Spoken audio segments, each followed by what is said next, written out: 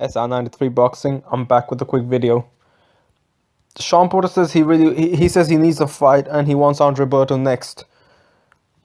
Now, this has been talked for a long time. You know, I made a video a long time ago, quite a long time ago, like a few months maybe. I think maybe 3 months, 2 months, or even longer. Shawn Porter, I believe he says he's willing to fight Andre Berto, and I was kind of like happy and sort of impressed with Shawn Porter that he's willing to fight anyone. You know, Andre Berto, in my opinion, is a dangerous fighter.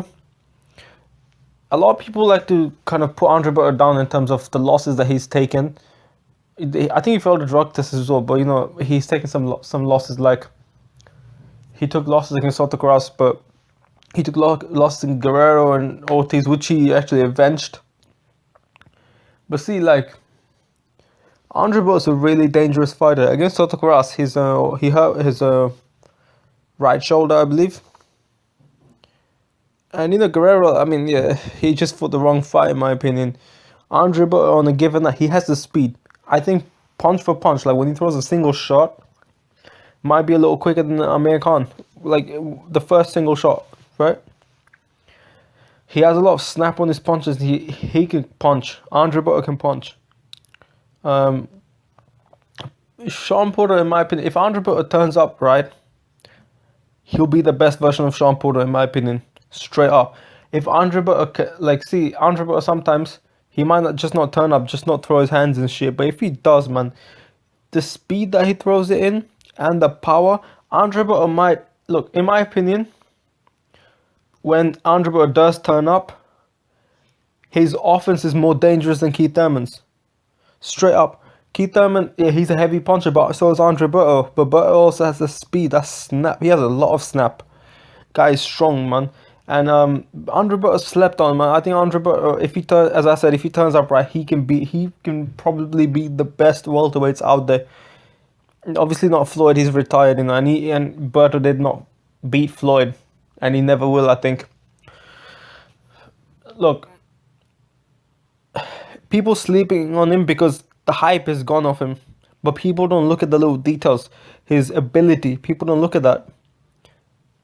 And you know, therefore people see out the big picture. You know, they miss the big picture. They basically see, oh, Shawn Porter, he had a good fight with Keith Thurman. Keith Thurman's put on this pedestal. Shawn Porter has all this hype around him. I think some of the hype is quite unnecessary. And Andre Berto I would pick Andre Berto to win the fight, to be honest, given that he turns up right, turns up, you know, to actually win, to actually throw hands.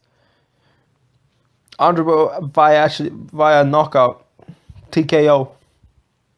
But you know, it'd be a good fight, man. Shawn Porter is brave, man. He's brave for taking this fight. It's not an easy fight. It's a very risky fight. Because if Shawn Porter loses to Andre Berto, and people don't see Berto as this high-level fighter, which he can potentially be. He has all the physical attributes and the experience and the skills.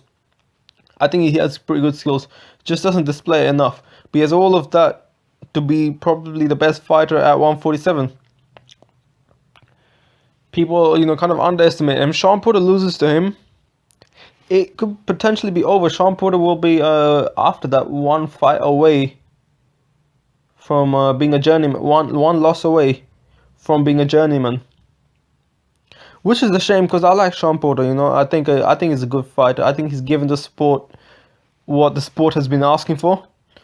There's not a single fighter that you can look at, you know, and say, Shawn Porter has ducked this guy. And we're not going to talk about Errol Spence here, because Errol Spence is a high risk, no reward almost no reward. I don't want to hear nothing about Shawn Porter ducking Errol Spence. He could fight Errol Spence now, but I don't. If he doesn't fight, unless if he fights a total bum, but if he doesn't fight Spence, and he fights someone a good level, that's not a duck. Errol Spence, you know, and he needs to have a bit more hype, a bit more reward on him, and I think he doesn't really have that. There's a little bit of hype, but see, like sometimes some fighters have this solid hype on them, which is there to stay for a while. But Errol Spence is yet to have that. If he takes a loss, you know for a fact that he'll be labeled as a hype job or whatnot. But if Errol Spence, like, that's what happens. That's what like short-term hype. That's what I like to call it. Because long-term hype, you take a loss or two, it doesn't go away because people will see you as, oh, you just, you know, you're still a good fighter, but you just lost to a fighter that's better than you at that night at least. So yeah, you know, that's really all I have to say. Let me know what you think. I'm SR93 Boxing. I'm out. I'll be back with more videos soon though.